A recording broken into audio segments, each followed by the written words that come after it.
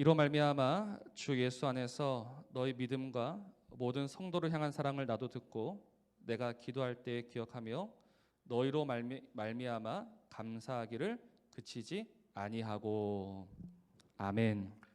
저는 오늘 이 말씀을 가지고 믿음과 사랑이 풍성한 교회라는 제목으로 말씀을 전하고자 합니다. 지난주에 우리 교회 리모델링 공사가 있었습니다. 그래서 좀 여러 가지로 바뀌었고 또 앞으로도 준비한 것들이 있습니다. 그래서 오늘 조금 어색하고 불편한 것들이 있어도 이 점 양지해 주시고 더욱더 은혜로 예배에 참여해 주시면 감사하겠습니다. 오늘 읽은 이 15절 말씀은요, 이로 말미암아라는 말씀으로 시작합니다. 이로 말미암아, 이게 무슨 뜻입니까? 이 앞에 이런 일들이 있었다. 그래서 그 결론이 15절, 16절이란 겁니다. 제가 지난 4주에 걸쳐서 1절부터 14절까지 말씀을 전했습니다. 그때 우리가 들은 내용이 무엇입니까? 먼저는 우리가 무엇보다 교회라는 겁니다. 우리가 교회다. 또 오늘 우리가 교회된 것은 우리의 결정, 우리의 의지, 우리의 뜻이 아니라 그랬죠. 우리의 결정이 아니라 누구의 결정이었습니까? 하나님의 결정이었습니다. 우리의 의지가 아니라 하나님의 의지였습니다. 그러니까 내가 지금부터 나는 교회 다녀야지 해서 교회가 된 것이 아니라 하나님이 그 뜻을 가지고 우리를 교회로 부르시고 오늘 우리를 교회 삼으셨다는 겁니다. 그러니 이 교회가 하나님의 의지와 하나님의 결정이니 여기에는 돌이킴이 있을 수 없고 후회하심이 있을 수가 없습니다. 하나님 우리를 부르시고 나서 우리를 좀 보고 내가 잘못 뽑았구나, 내가 잘못 불렀구나, 그렇게 하지 않으신다는 거예요. 하나님은 하나님의 지혜와 하나님의 능력으로 우리를 하나님의 교회로 반드시 세워내십니다. 오늘 우리가 그 하나님의 뜻을 모르고 우리가 여전히 모자라 보이나 그러나 하나님은 그 완전한 지혜와 능력으로 우리를 교회로 세워내십니다. 그래서 오늘 우리가 무엇이라고 했습니까? 포이에마다라고 말씀드렸습니다. 포이에마, 하나님의 걸작품이다. 하나님의 대표 작품이다. 저와 여러분이 바로 그런 존재란 겁니다. 그 하나님이 우리를 교회로 부르시고 하나님의 걸작품으로 세워내신 이유가 무엇이냐? 우리가 많이 들었습니다. 하나님이 오늘 우리로 하여금 찬송하게 하기 위해서 하나님의 그 거룩한 이름을 찬양하는 자로 만드신 겁니다. 하나님은 하나님의 이름을 저 돌들이나 저 새들이나 저 짐승들에게 맡기신 것이 아니라 오직 교회인 우리에게 하나님의 이름을 찬송할 수 있는 놀라운 특권을 맡기셨다는 겁니다. 그리고 우리는 그 하나님의 뜻 안에서 날마다 하나님을 찬송할 때 앞에 있는 10절 말씀, 하늘에 있는 것이나 땅에 있는 것이 다 그리스도 안에서 통일되게 하려 하심이라. 하나님의 회복의 역사를 보게 되는 겁니다. 하나님께서 그냥 이 땅을 내버려 두신 것이 아니라 하나님이 이 천지 만물을 다 지으시고 이젠 내버려 두신 것이 아니라 하나님은 반드시 회복을 명하십니다. 그 회복의 시작이 누구냐? 교회지 않습니까? 오늘 우리가 교회된 것은 하나님의 회복의 역사가 시작되었다는 겁니다. 그래서 오늘 우리가 하나님을 찬송할 때 이 회복의 은혜, 회복의 역사가 온 천하 땅 끝까지 이르게 되는 겁니다. 그래서 이로 말미암아, 이 모든 일의 결론이 무엇이냐? 오늘 방금 읽었던 15절 말씀입니다. 15절 말씀을 다시 한번 읽습니다. 이로 말미암아 주 예수 안에서 너희 믿음과 모든 성도를 향한 사랑을 나도 듣고입니다. 하나님이 이 놀라운 일들을 행하셨기 때문에 사도 바울에게 들린 이야기가 무엇이냐? 주 예수 안에서 너의 믿음과 모든 성도를 향한 사랑을 듣게 되었다라고 오늘 이야기하고 있습니다. 저는 이 말씀을 보면서 참 놀라움을 금하지 않을 수가 없습니다. 하나님 우리를 교회로 부르셨습니다. 하나님 우리를 교회로 세우셨습니다. 그래서 오늘 우리를 통하여서 이 회복을 시작하시는데, 그래서 사도 바울이 깨달은 것이 무엇이냐? 이제 그 교회 안에 무엇이 있다? 믿음이 있고 사랑이 있다는 겁니다. 다시 말해서 지금까지 그 어디에도 믿음과 사랑은 없었습니다. 그러나 하나님 우리를 교회로 부르신 그 결과가 무엇이냐? 우리 안에 믿음이 생기게 되고 사랑이 생기게 되었다. 사도 바울은 이것을 분명히 들었다는 겁니다.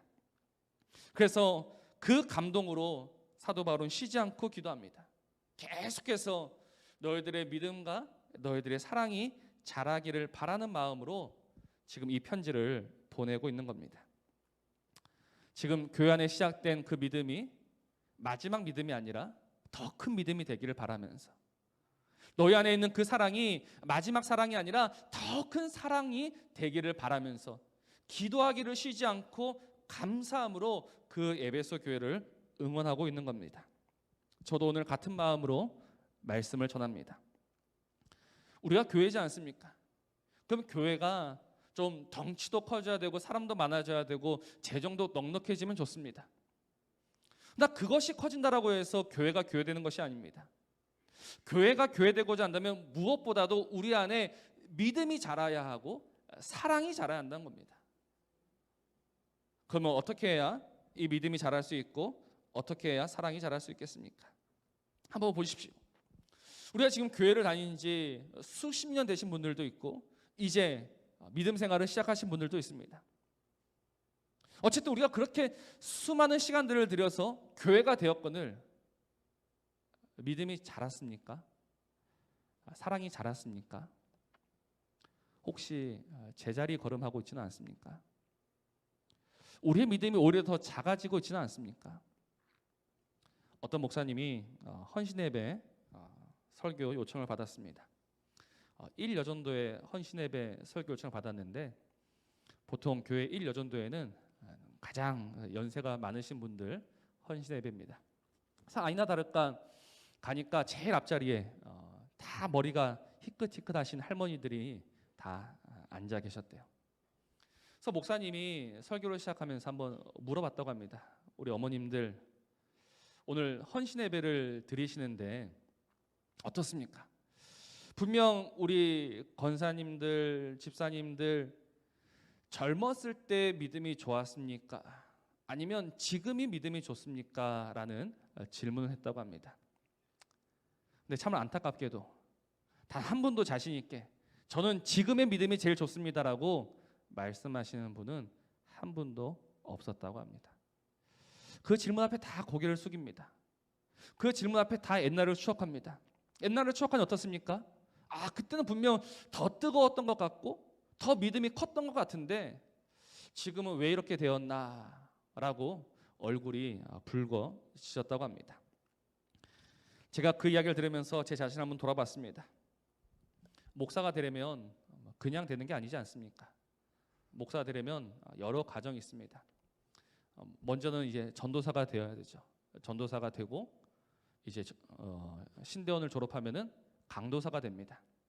그래서 강도사 한 2년, 3년 하고 나면 이제 목사가 되는데 목사도 그냥 되는 것이 아니라 고시가 있습니다. 고시를 통과해야지만 목사가 될 수 있어요. 그래서 저는 전도사를 한 5년 정도 했습니다. 신대원 3년 다닐 동안에 필리핀 2년을 다녀오면서 전도사 5년, 그다음에 강도사 2년, 그리고 지금은 목사 9년 차입니다. 그럼 만일 저에게 그 목사님이 전도사 시절이 있었고 강도사 시절이 있었고 목사 시절이 있었는데 지금이 목사인데 언제 믿음이 제일 좋았습니까? 라고 물어본다면 저는 뭐라고 답할 것 같습니까? 가만히 돌아보니까 전도사 때가 제일 뜨거웠던 것 같아요. 그때는 정말 물불 가리지 않았습니다. 그때는 시키는 건 다 했었고요. 시키지 않은 것까지 했었습니다. 제가 왜 필리핀에 2년 있었냐면 1년만 하기로 갔었는데 그 필리핀 교회 목사님이 1년만 더 해주면 되지 않겠냐. 그래서 제가 제 동기들한테 물어봤습니다. 10명이면 10명, 20명이면 20명 다 말렸습니다. 그러면 안 된다. 그러면 안 된다. 근데 그때는 그 말이 들리지 않고 저를 부르는 그 필리핀 교회 목사님의 음성이 하나님의 음성처럼 들렸습니다. 그래서 1년 더 있다가 그렇게 전도사 시절을 총 5년을 보냈습니다. 그래서 아무리 생각해도 그때가 가장 뜨거웠던 것 같습니다. 그럼 오늘 우리 성도님들은 어떠합니까? 우리의 믿음이 어제가 뜨겁습니까? 오늘이 뜨겁습니까? 10년 전이 더 타오르고 있습니까? 아니면 지금 여전히 더 뜨겁게 타오르고 있습니까? 분명 우리가 교회고 하나님 우리를 교회로 부르신 결과 우리 안에 있는 믿음이 생겼는데 이 믿음이 자라지 못하고 오히려 이 믿음이 더 줄어들고 있지는 않습니까? 오히려 이 믿음이 더 작아지고 있지는 않습니까? 오늘 우리는 이 문제를 가지고 다시 말씀으로 돌아가야 합니다. 왜 우리의 믿음이 날마다 작아져야 하는가? 말씀에는 답이 있습니다. 지금 우리의 무엇이 잘못되었는지 오늘 말씀은 정확히 진단하고 지적해 줍니다. 오늘 말씀 보십시오. 이로 말미암아 하나님 우리에게 하신 그 일들로 말미암아 우리에게 믿음이 생겼습니다. 근데 그 믿음이 어떤 믿음이냐? 15절은 주 예수 안에서 너희 믿음 이렇게 합니다. 주 예수 안에서 너희 믿음. 제가 이 구절을 새 번역 성경을 찾아보니까 이렇게 이야기합니다. 주 예수에 대한 여러분의 믿음. 주 예수에 대한 여러분의 믿음. 우리 믿음의 핵심이 어디에 있습니까? 오늘 성경이 우리에게 믿음을 말하는데 그 믿음의 본질이요 그 믿음의 핵심이 어디에 있느냐? 믿는다라는 동사, 믿는다라는 행위에 있지 않다라는 겁니다. 우리는 믿음하면 믿는다라는 거에 엄청난 강조점을 둡니다. 그래서 기도할 때도 믿습니다라고 기도하곤 하죠. 그러나 우리가 아무리 뜨겁게 믿습니다라고 하지만 그러나 그것이 우리 믿음의 본질이 되지 않습니다. 우리 믿음의 본질이 무엇입니까? 우리 믿음의 본질은요, 우리의 열심, 우리의 열정이 아닙니다.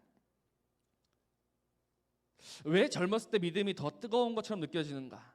믿음에 대한 착각이 있기 때문에 그렇습니다. 믿음, 내가 더 뜨겁게 믿는 것, 내가 더 열심히 믿는 것, 그게 믿음이지라고 생각하기 때문입니다. 그러나 그렇지 않습니다. 오늘 에베소서에서 밝혀주고 있는 믿음이 무엇이냐? 주 예수에 대한 여러분의 믿음이란 겁니다. 그러니 믿음의 핵심은요, 내가 믿는다라는 행위에 있는 것이 아니라 믿음의 대상에 대한 분명한 지식이 있어야 하는 겁니다. 내가 예수를 믿는데 내가 그 예수를 얼마나 더 깊이 알아가고 있느냐, 내가 그 예수를 얼마나 더 가까이 하고 있느냐, 내가 얼마나 더 그 예수와 하나가 되었느냐가 우리 믿음의 척도가 되어야 한다는 겁니다. 우리 몸의 힘은 연약해집니다. 우리의 열정은 점점 사그러듭니다. 그러나 몸은 연약해지고 열정은 사그라들어도 그러나 사라져서는 안 되는 것이 무엇이냐? 그 예수 그리스도에 대한 분명한 고백과 지식과 믿음이 오늘 우리 안에 있어야 한다는 겁니다. 오늘 그 지식과 믿음이 있습니까? 우리는 그냥 덮어놓고 믿을 때가 많습니다. 그러나 죄송하지만 덮어놓고 믿는 거는요, 믿음이 아닙니다. 믿음은 주 예수에 대한 분명한 지식과 고백으로 믿는 겁니다. 그러니 오늘 우리는 그 예수가 누구인지를 알아야 합니다. 그 예수가 누구인지를 모르는데 믿는다? 그럴 수는 없는 거죠. 제가 중고등부 친구들한테 늘 이야기하는 바가 이런 겁니다. 하나님을 믿나? 하나님을 정말 믿는가? 다 믿는다라고 합니다. 근데 성경을 몰라요. 성경을 모르는데 하나님을 믿는다? 그럴 수는 없는 겁니다. 그냥 내 생각을 가지고 하나님을 만들어낸 거죠. 내 생각을 가지고 하나님을 만들어내면 그것이 곧 무엇이 됩니까? 그게 미신이고 그게 우상입니다. 하나님은요, 내 생각대로 믿는 것이 아닙니다. 하나님은요, 말씀대로 믿는 겁니다. 제가 참 답답할 때가 언제냐면 이런 겁니다. 제가 한 분한테 우리 지금 중고등부 교사가 필요한데 중고등부 교사로 좀 섬겨주시면 안 됩니까? 라고 물어봤습니다. 제가 이제 일단 물어봤다는 거는 충분한 자질이 있다라고 나름대로 판단했기 때문에 물어본 거죠. 근데 그분이 이렇게 이야기를 합니다. 알겠습니다. 저한테 일주일만 기도할 시간을 주십시오. 늘 우리가 하는 이야기지 않습니까? 그래서 네, 알겠습니다. 일주일이 지났습니다. 일주일이 지나서 저한테 와서 뭐라고 하시냐면 목사님, 아무래도 교사를 못할 것 같습니다. 기도하고 정하신다는데 왜 교사를 못하십니까? 일주일 동안 기도를 했는데 마음이 편하지가 않더란 겁니다. 내 마음이 불편한 거는 하나님의 뜻이 아니다. 하나님의 뜻이 아니라서 저는 교사를 할 수가 없습니다. 그 이야기를 듣는데 마음이 참 씁쓸했습니다.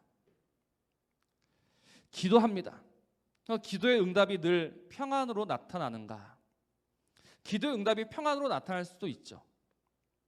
그러나 우리가 말씀을 보면요, 평안이 아닌 경우가 훨씬 더 많이 있습니다. 대표적인 경우가 어떤 경우입니까? 우리 예수님이죠. 예수님이 십자가에 달리시기 전에 밤이 새도록 기도하셨습니다. 땀이 핏방울이 될 정도로 기도하셨습니다. 그 기도의 내용이 무엇이었습니까? 이 잔을 내게서 옮겨 달라는 거였지 않습니까? 하나님, 나는 이 잔을 질 수가 없습니다. 나는 이 잔을 감당할 수가 없습니다. 이 잔을 내게서 좀 옮겨 주십시오. 그러나 예수님이 그 뒤에 한마디 더 기도를 하십니다. 뭐라고 기도하시느냐? 내 뜻대로 마시고 아버지의 뜻대로 하옵소서. 내 원대로 마시옵고 아버지의 원대로 하십시오. 그 기도를 드리는 예수님의 마음이 정말 평안하셨을까요? 그분이 평안하셨다면 밤이 새도록 기도하실 이유가 없죠. 땀이 핏방울이 되도록 기도하실 이유가 없죠. 분명 마음은 불편합니다. 마음은 불편한데 피할 수가 없습니다. 왜요? 하나님의 명령이요, 하나님의 말씀이요, 하나님의 뜻이기 때문입니다. 그래서 하나님의 말씀과 하나님의 뜻을 깨닫고 나면 내 마음이 어지럽고 내 마음이 불편하고 내 마음이 힘들어도 하는 것이 믿음입니다. 왜요? 그것이 주 예수에 대한 우리의 믿음이요, 우리의 지식이 되기 때문입니다. 내 마음과 내 생각을 가지고 하는 것이 아니에요. 그래서 오늘 우리가 우리의 믿음이라고 할 때 정말 우리가 그 예수에 대한 다시 한번 분명한 고백이 있어야 합니다. 어떤 고백이냐? 예수가 우리의 주라는 고백입니다. 예수가 우리의 주인이라는 고백입니다. 많은 사람들이 지금 어떻게 예수님을 믿고 있느냐? 예수님과 나를 동등하게 여깁니다. 예수님이 내 마음에 들어오셨습니다. 그러면 지금부터 내 마음의 주인은 예수님이 되어야 합니다. 그분이 주인이라면 우리는 응당 뭐가 되어야 합니까? 종이 되어야죠. 근데 오늘날 많은 그리스도인들이 어떻게 살아가고 있냐면 공동 주인으로 삽니다. 예수님도 주인, 나도 주인. 그래서 좀 괜찮다 싶으면 예수님 말씀 듣고, 좀 아니다 싶으면 내 마음대로, 내 뜻대로, 내 생각대로 하는 겁니다. 그게 예수님을 주로 고백하는 겁니까? 그게 예수님을 믿는 겁니까? 그건 믿음이 아닙니다. 오늘 예수님이 나의 주인이다라는 이 고백에는요, 나는 종입니다라는 고백이 있어야 합니다. 나는 종이니 내 뜻대로 마시옵고 아버지의 뜻대로 하십시오라는 이 고백이 있어야 하는 겁니다. 우리가 믿음 생활하다 보면요, 부딪히는 게 너무나도 많습니다. 교회 오면 늘 좋은 일만 있어야 되고 늘 행복한 일만 있어야 하는데 그렇습니까? 그렇지가 않지 않습니까? 교회 오면서 불편한 일도 있고 힘든 일이 왜 없습니까? 정말 한국교회 수많은 교회들이 생겨나고 있지만 또 생겨나는 만큼 또 찢어지고 있고 분열되고 있습니다. 그 이유가 무엇이겠습니까? 정말 예수님이 우리의 머리가 되시고 우리의 주인이 되신다면 함부로 그럴 수가 없죠. 그런데 그 교회를 흔들고 그 교회를 찢어 발기는 그 사람들은 스스로가 주인 노릇하고 있는 겁니다.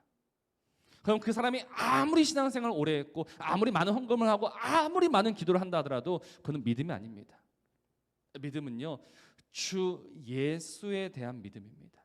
예수님을 아는 지식에서 비롯된 믿음입니다. 그래서 사도 바울이 날마다 너희들의 믿음이 자라가기를 원한다라고 기도하는 것은요, 너희들이 더욱더 깊이 예수 그리스도를 알아가기를 원하며 그래서 그 예수 그리스도 앞에 온전히 무릎 꿇기를 바란다라는 소원을 가지고 오늘 이 편지를 보내고 있는 겁니다. 사랑하는 우리 사랑교회 식구 여러분, 오늘 우리는 어떻습니까? 우리는 정말 날마다 예수님 앞에 무릎을 꿇고 있습니까? 정말 우리는 그 예수님을 우리의 주로 고백하고 있습니까?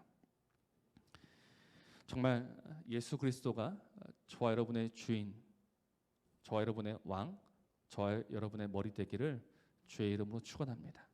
그분이 주인이시고 그분이 모든 것을 결정하시는 결정권자입니다. 그렇다면 우리가 이제 믿음으로 그 예수의 주 되심을 인정한다라고 할 때 이제 그 우리의 믿음이 나타나 보여지는 것이 있습니다. 우리의 믿음이 보인다. 우리의 믿음을 알 수 있다. 믿음은 안 보이는 줄 알았는데, 믿음은 그냥 내 개인적인 건 줄 알았는데, 믿음은요 분명히 보여지고 믿음은 분명히 드러납니다. 그게 무엇일까요? 오늘 15절 말씀을 다시 한번 보십시오. 이렇게 합니다. 이로 말미암아 주 예수 안에서 너희 믿음과 모든 성도를 향한 사랑을 들었다.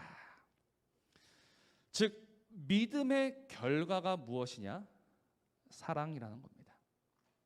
꼭 기억하십시오. 믿음의 결과는 사랑입니다. 사랑은요, 우리의 감정, 우리의 기분이 아닙니다. 성경에서 말하는 사랑은 하나님을 향한 믿음에서 비롯된 사랑입니다. 왜 그렇습니까? 하나님은 우리에게 명령하셔서 그래요. 무엇을 명하셨습니까? 내 이웃을 내 몸처럼 사랑해라. 우리의 주인, 우리의 결정권자이신 그분이 우리에게 명령하신 겁니다. 그분이 우리에게 많은 명령을 하시지 않았습니다. 그분은 우리에게 하나 명령하셨습니다. 사랑이죠. 하나님을 사랑해라. 그리고 이웃을 사랑해라. 이것이 온 율법과 선지자의 강령이니라. 그러니까 하나님의 명령은 복잡하지 않습니다. 어렵지 않습니다. 하나님의 명령은 사랑입니다. 그래서 에베소 교회 안에 무엇이 있습니까? 모든 성도를 향한 사랑이 보이는 겁니다.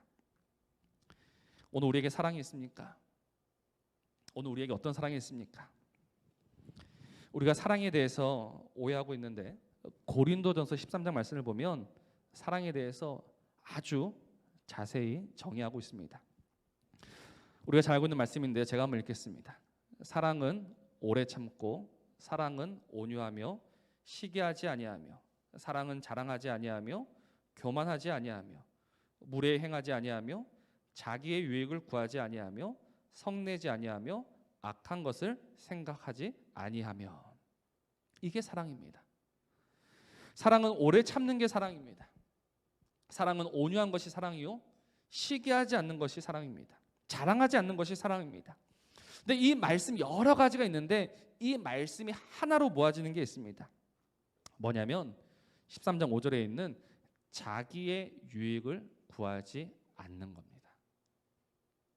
사랑이 무엇이냐? 자신의 유익을 구하지 않는 겁니다. 우리가 자신의 유익을 구한다면 오래 참을 이유가 없죠.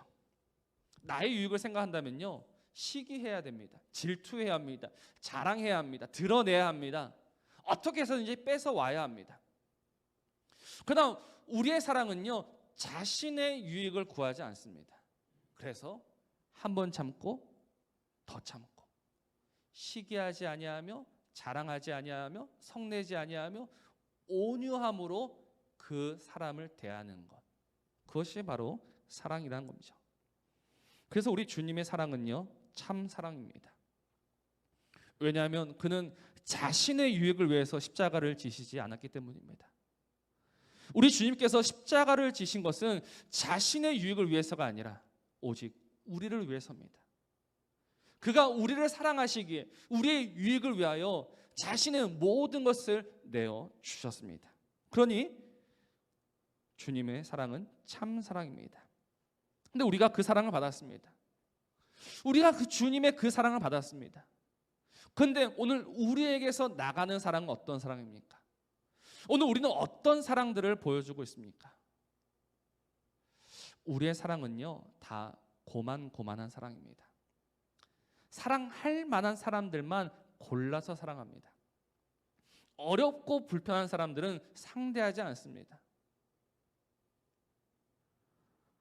하나님은 그런 우리를 보시면서 그 사랑은 사랑이 아니다라고 하십니다. 하나님 우리에게 주신 믿음은요, 사랑할 수 없는 사람을 사랑한 겁니다. 성경을 보십시오.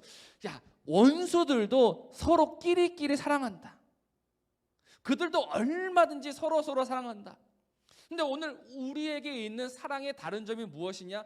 도저히 사랑할 수 없는 그 한 사람을 사랑하는 것. 도저히 용서할 수 없는 그 사람을 용서하는 것. 왜요? 우리가 그 사랑과 그 용서를 받았기 때문입니다. 우리에게 그 사랑과 그 용서를 주신 그분이 우리에게 오늘 이 사랑을 명하고 있기 때문에 그렇습니다. 사랑은요, 우리의 선택이 아닙니다. 사랑은 그래 내가 한번 해보지가 아닙니다. 사랑은 하나님의 명령입니다. 이전에 내가 주인일 때는요, 용서할 수가 없습니다. 받아들일 수가 없습니다. 그러나 이제 우리의 주가 우리에게 사랑을 명하시니 우리도 사랑하고, 우리도 섬기고, 우리도 용서하고 인내하며 자신의 유익을 구하지 않을 때 그 사랑이 교회의 사랑이요, 진정한 사랑이요, 정말 세상이 오늘 우리에게 보고 싶어하는 사랑이 되는 겁니다. 저는 남포교회 박영선 목사님을 참 존경하는데 그 목사님이 이런 말씀을 하셨습니다. 우리의 믿음이 예수님을 정말 높이고 그 아래에 무릎 꿇어 주를 믿는 믿음을 가졌는가는 내게 아직도 미워하는 사람이 있느냐 없느냐로 확인할 수 있다. 이 말씀 듣는데 마음이 확 찔리더라고요. 우리의 믿음이 정말 하나님을 높이고 하나님을 사랑하고 하나님을 즐거워하는 믿음이 정말 맞냐 아니냐, 그냥 우리가 맞습니다라고 우긴다고 되는 것이 아니라 아직도 내게 미워하는 사람이 있다, 그러면 사랑이 믿음이 아니다. 너무나 분명하지 않습니까? 그래서 믿음은 모호하지 않습니다. 믿음은 애매하지 않습니다. 내 안에 아직도 용서할 수 없는 한 사람이 있다, 우리의 믿음을 다시 돌아봐야 하는 겁니다.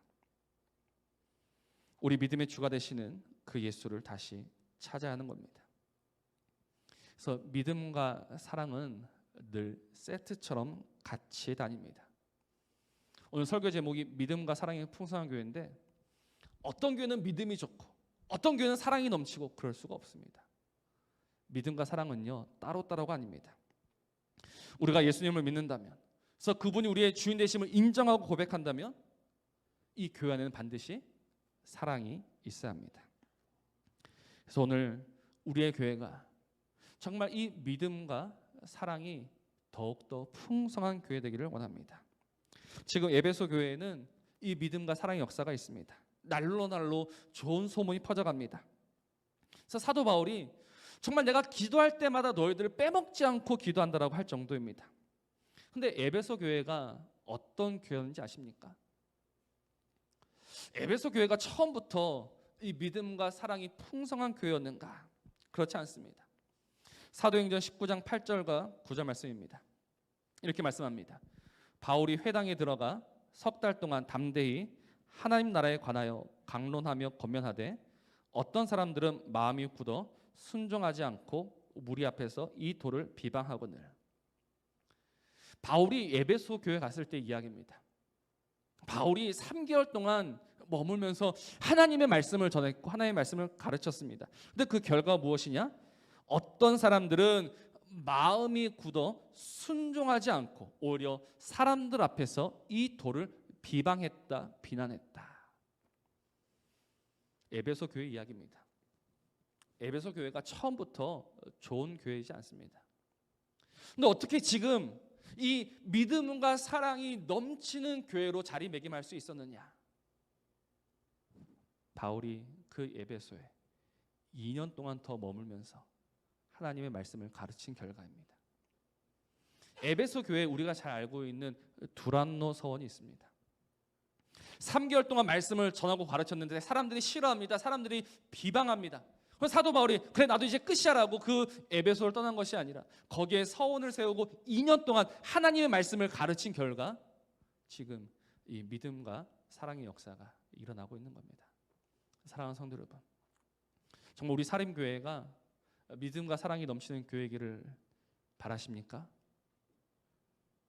바라십니까? 정말 오늘 우리 교회 안에 주 예수를 향한 믿음과 모든 성도를 향한 사랑이 날로 더욱더 풍성하게 되기를 정말로 원하십니까? 저를 청빙하실 때 다 같은 마음이셨지 않습니까? 정말 우리 교회가 다시 한번 일어나자는 마음으로 부르지 않으셨습니까? 그럼 저는 무엇을 해야 할까요?